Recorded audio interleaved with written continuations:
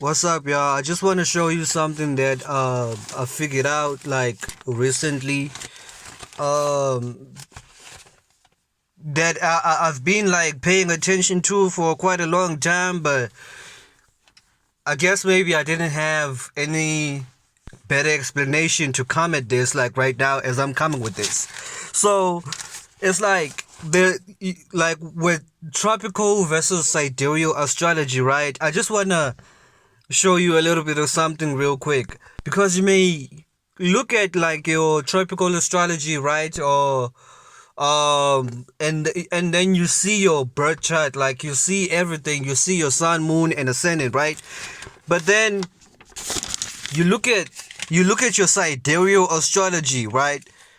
And then you realize something that like most times the sign in your sun sign, moon sign, and everything is almost like the sign before. It never be like a sign that is like three signs before your sign and shit. You know what I'm saying? So it's always the sign before, or due to degrees, it may be the same sign. It may be the same sign. And I want to show you why is that happening. Why is it that like it's because sidereal astrology calculates the tropical houses. Tropical houses. So if you want to see how you got your houses based on looking at your ascendant and looking at the degrees and comparing them into the degrees you have in your personal placements in your personal planets, I mean to say, you'll see exactly why you got your houses in the first place. That's what I came here to clarify, you know what I'm saying? Because this is what I just learned and shit. It's like sidereal astrology shows you how tropical astrology is calculated based on their houses. And you see that for one. Like you see that like let's say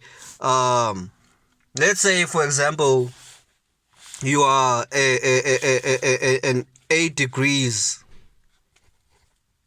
Aries sun,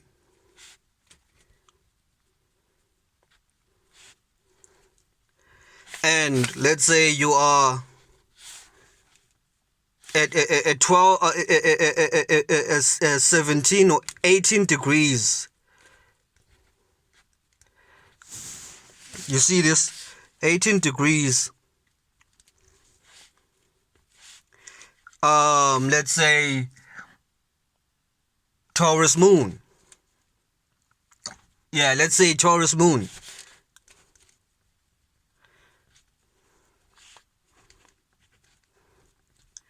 And then you come to your ascendant. Your ascendant is right there about like 25 degrees 25 degrees, let's say Gemini ascendant. Or no, let's just say Sagittarius ascendant. Sagittarius ascendant. Because I don't want to make it like too obvious, and you know what I'm saying. I just want to show you exactly how this is like really showing Sagittarius ascendant. And then you can see now, okay, now you're 8 degrees Aries sun, right? This is E. This is E.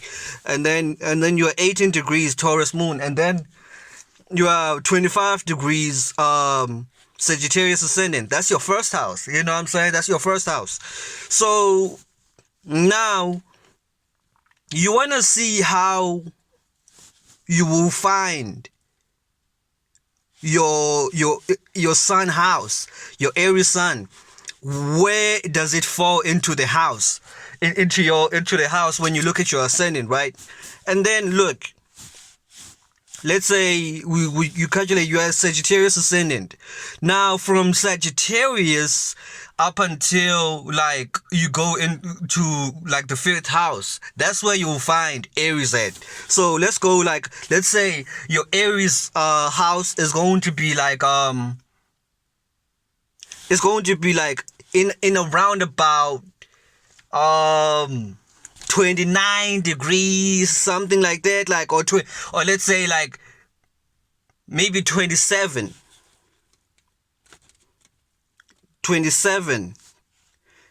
degrees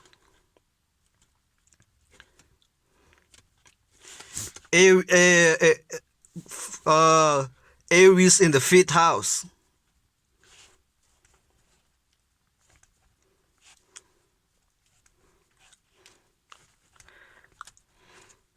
So you see, I hope you're seeing this like really clearly. You know what I'm saying? Like 8 degrees Aries Sun, 18 degrees Taurus Moon, 25 degrees Sagittarius Ascendant, and then 27 degrees Aries in the fifth house. Because it usually not be the same degree you have with your personal planets. It goes in their own different way based on the time you was born. Like the time you was born and the hours, they all gonna shapeshift how your signs in the houses are going to be, because you were born in a specific time. You being an Aries Sun, 8 degrees, you were born in a specific day that made you like an 8 degrees Aries Sun. Probably, if ever we would calculate in around about like let me say, I don't want to get too carried away, but in around about 27 March or something like that. Like, you know what I'm saying? 27 March or 26, 27, 28 March, somewhere in between those dates that made you an Aries Sun. And then when the moon was transitioning at that time, with Taurus, and then that's when you was born in, and that's where you got your Taurus moon degree at that time. So it's like you get that, like, you know what I'm saying? And then because if you look at it like this, like one day, like a day takes the whole degree of a sun takes 1 day, and then there are 2.5 days when the moon is actually like traveling. So it's going to move a little bit like I could say a little bit slower than the sun, but it's moving quite fast than the other planets also. You know what I'm saying? And then this is where it's moving very fast, because every 2 hours you get your what? You get your ascendant. Every 2 hours, the ascendant really changes. You know what I'm saying? Every 2 hours. Because if you see the clock, you can tell what kind of ascendant that it is. You know what I'm saying? That we are in. But I'm still gonna try to read upon that like very much more. But that's the story for a different day. And then you get your 27 degrees Aries in the fifth house. So now we want to check, okay, now what's going to happen is we're going to compare like your 8 degrees Aries Sun to your 27 degrees Aries in the fifth house. Now what you get in is that when there's any aspect, it should be in a 9-degree orb. So you can basically see that these are two different nakshatras or two different decans. You know what I'm saying? So the 8 degrees is very, very far away to matching this 27 degrees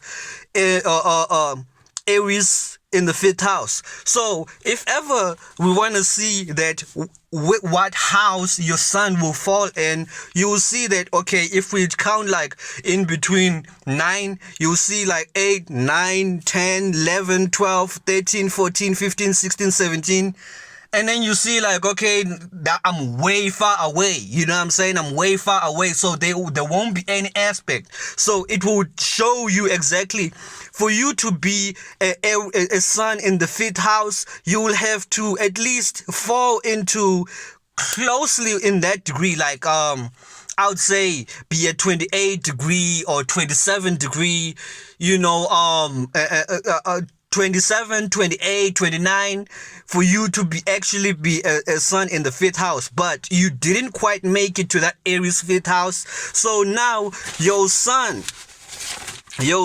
is going to be in the fourth house. Sun in the fourth house. Real shit. You see this.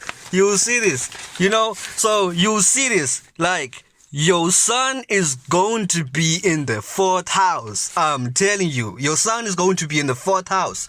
And when you look at your tropical chart, you see exactly, okay, now my sun is in the fourth house. That's where that's where you calculated tropical was. That's where you will see it. Like, you know what I'm saying? It's going to say your sun is in the fourth house.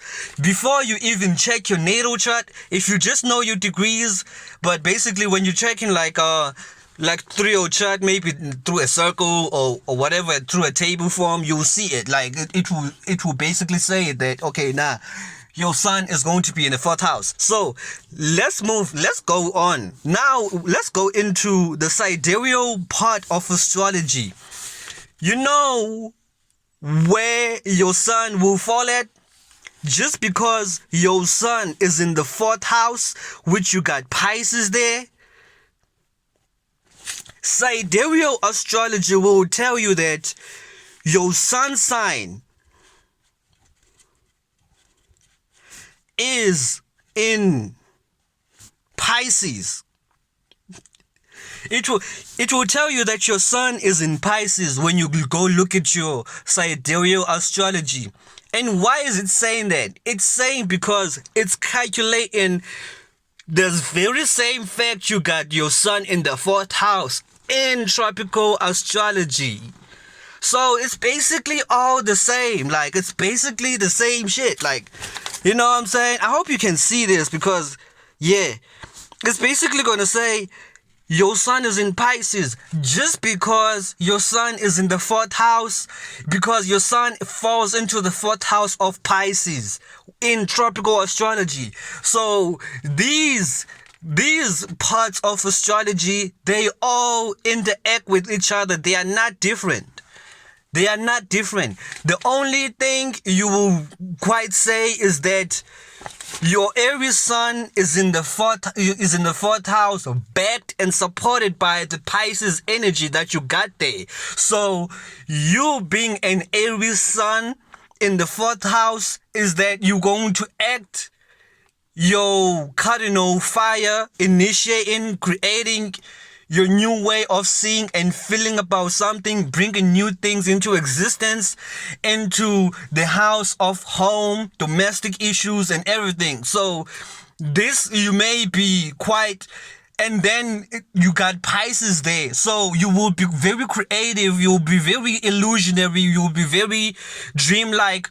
That's the energy that's going to back and support you. You'll be very creative, dreamlike, illusionary when it comes to your domestic issues, you know what I'm saying? You may have some quite of a creative endeavor when it comes to like the fourth house. Fourth house is privacy also. So you may have a private creative endeavor that you have, or maybe you may be like a chef, or you know what I'm saying, like be able to cook very well or some shit like that, like things like that. So it's always gonna be like that. So you may be the Aries who's quite very private, who's actually in tune with their emotions a little bit, you know what I'm saying? But then you are backed and supported by the Pisces energy. So if we look at this practically like this and see this in the paper as I'm writing this, you will see exactly why you will see exactly why there is an interaction with sidereal and tropical.